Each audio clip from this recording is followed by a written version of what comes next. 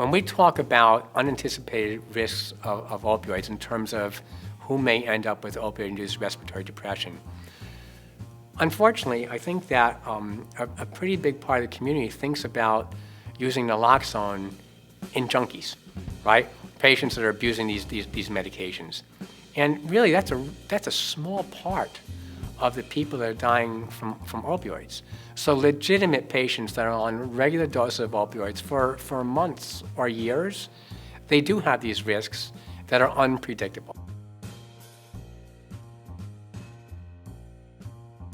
So let's talk about what some of those risks are.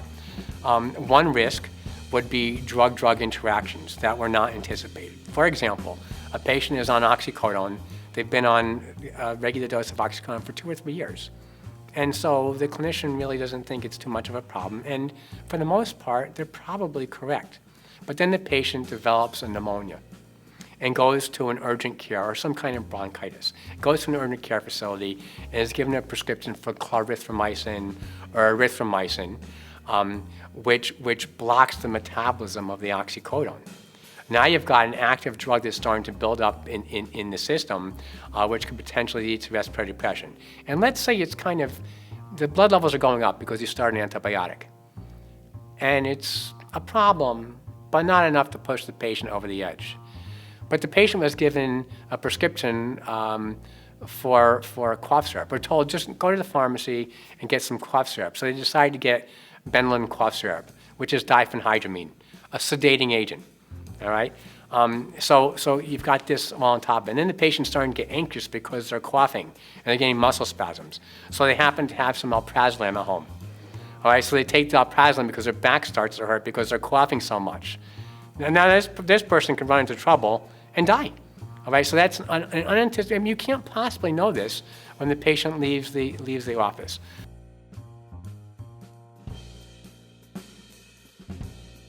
Well, you have a patient maybe that has a few drinks and they've had drinks before, and they've done fine, and didn't really think too much of it. And we can use oxycodone or hydrocodone for an example, or even methadone, because they all require certain metabolic demise in order to go to a less active metabolite. And let's say the patient decides to go on a grapefruit diet. Grapefruit blocks cytochrome 3A4. Hydrocodone depends on 3A4 for metabolism, oxycodone depends on 3A4, methadone depends on 3A4, and so now all of a sudden the blood levels go up, right? Unanticipated. So it's drug interactions, it's taking natural products, it's doing things that you would do in everyday life that you just couldn't possibly anticipate. And really, once the patient walks out of the clinician's door, how could they possibly know? Or you have a patient that's being seen by a psychiatrist, and the patient really doesn't want to discuss with the primary care doctor the things that are going on with the psychiatrist. And the psychiatrist puts them on amitriptyline, which is also sedating. In fact, the depression alone puts you at risk.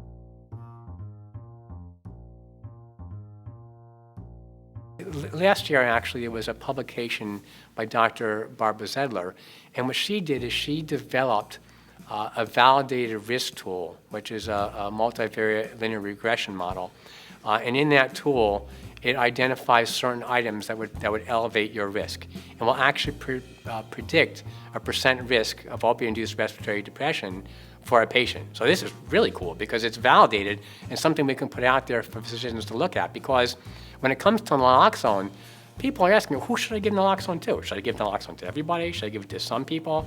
So now we can kind of hang our hat on something and say, well, this is what the percent is that your patient is likely to have opioid-induced respiratory depression. So if you look at that tool, you get points for different things. So you get 15 points if you have a history of opioid-induced opioid abuse. That gives you a lot of points. If you've got kidney dysfunction, you get a certain number of points. I think it's 7. If you have liver dysfunction, because the drugs are, they're filtered out through the kidneys or they're metabolized by the liver. If you have pulmonary disease, right, that's an issue. So there's various different things. If you're on extended release opioid, you get points. If you're on methadone, you get points. Then it asks you, what is the daily morphine equivalent? That gets you a certain number of points. Then at the end, you add up all the points, and based on those points, it tells you what your percent risk is. And so that's a pretty cool thing. Now, what I did, because a lot of people are not using this tool, I actually developed a software application that incorporates the Reassort, but it goes a step further.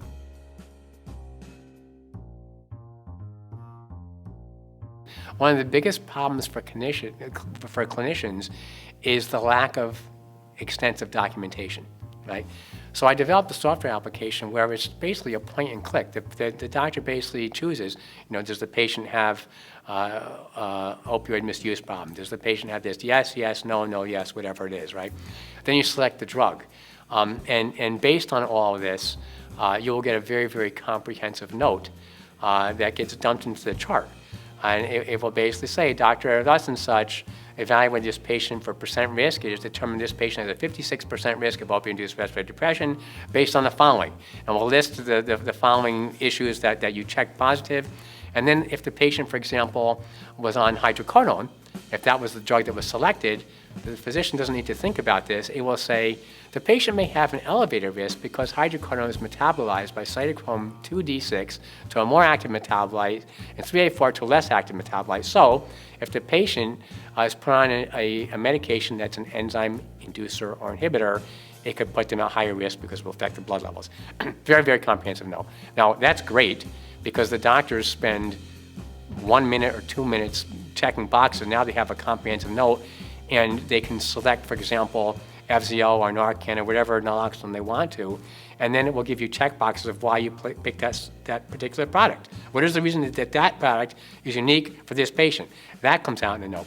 So the application will actually, you click on a prior auth, and that goes to the insurance company, and it will say, by receipt of this fax, I acknowledge that there is X% risk of opioid-induced respiratory depression for this patient, XYZ, blah, blah, and then at the end it will say, if the insurance company will not pay for it, they acknowledge that this will become part of the medical record in case of harm or death. So one of the reasons I did that is because I want to put it back in the lap of people that are a huge part of the opioid problem.